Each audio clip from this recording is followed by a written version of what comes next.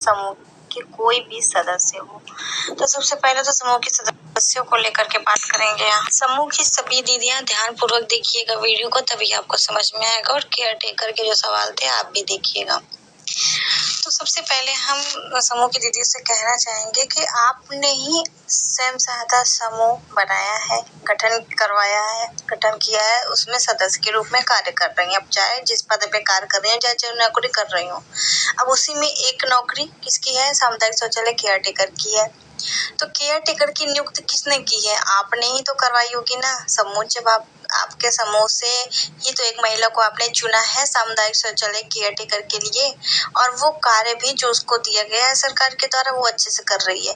लेकिन चुनाव जो हुआ है वो समूह के द्वारा ही तो होता है ना। समूह को जिम्मेदारी दे दी जाती है, चलिए आप खुद चुन लीजिए कि इसमें इन 10 या 12 महिलाओं में से कौन दीदी सबसे ज्यादा गरीब है, कौन SC/ST से है, किस दीदी को सामुदायिक शौचालय में केयर टेकर बनना चाहिए। तो आप लोग ही नियुक्त करती हैं, तो आपने ही नियुक्त भी किया होगा उस महिला को भी जिन्होंने सवाल किया है, या फिर XYZ जो भी महिला, इस महिलाओं के ये सब सवाल होते हैं अक्सर, तो आपने ही नियुक्त किया है ना।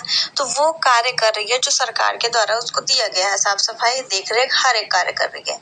लेकिन आपको पैसे देने में क्या परेशानी है? आपको तो अपने घर से पैसे देना नहीं है, समूह की दीदियों से कर रहे हैं, अध्यक्ष, सचिव और कोषाध्यक्ष से, क्योंकि वही पैसा निकाल के देती है ना। जब सरकार पैसा दे रही है उसके कार्य का, तो आप लोग पैसा उसे क्यों नहीं देती है निकाल के? अगर पैसा सरकार नहीं दिया है तब तो सरकार की गलती है। या प्रधान के पास पैसा आया, प्रधान खाते में नहीं डाल रहे हैं समूह के, तब प्रधान की गलती है। लेकिन आप अगर नहीं दे रही हैं पैसा तो आपकी गलती हुई है ना। सरकार ने पैसे दे दिए, प्रधान ने पैसे दे दिया, अब अगर आप नहीं देंगे तो आपकी गलती है ये। जैसे मतलब अगर वो महिला पैसा मांग रही है, समूह के खाते में आया तब तो अच्छी बात है, दे दीजिए। नहीं आया है तो आप उससे बता सकती हैं, हाँ अभी पैसा नहीं आया है, जब आएगा तो निकाल के दे देंगे। समूह के खाते में पैसा भी आ गया है फिर भी आप नहीं निकाल रही हैं, तो आप सभी की ये गलती है, वो भी बहुत बड़ी गलती है। वो गरीब असहाय महिला है, तभी तो केयर टेकर का काम कर रही है ना सामुदायिक शौचालय में।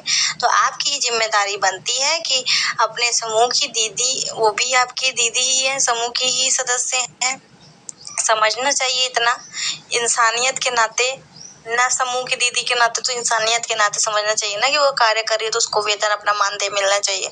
तो आप लोग जो ये धमकी देते हैं कि हम पैसा नहीं देंगे, हम तुम्हें समूह से निकाल देंगे, तो ये सब बहुत ही सरासर गलत है। वो कार्य कर रही है, अच्छा कार्य कर रही है, तो आप समूह से उसे नहीं निकाल सकती हैं। लिखित रूप में दीजिए उसने गलती क्या की है, ठीक। अब केयर टेकर से हम बता दें, अगर आपके समूह के सदस्य, समूह के पदाधिकारी आपको निकालने की कोशिश कर रहे हैं, समूह से मानदेय नहीं दे रही हैं, आपका केयर टेकर का पैसा नहीं दे रही हैं, तो आप इसकी शिकायत लिखित रूप में एप्लीकेशन तैयार करके ले जा करके ब्लॉक में NRLM BMM अधिकारी को आप दे सकती हैं कि ऐसी ऐसी बात है, हमें दीदी धमकी दे रही हैं ऐसा ऐसा, ठीक है।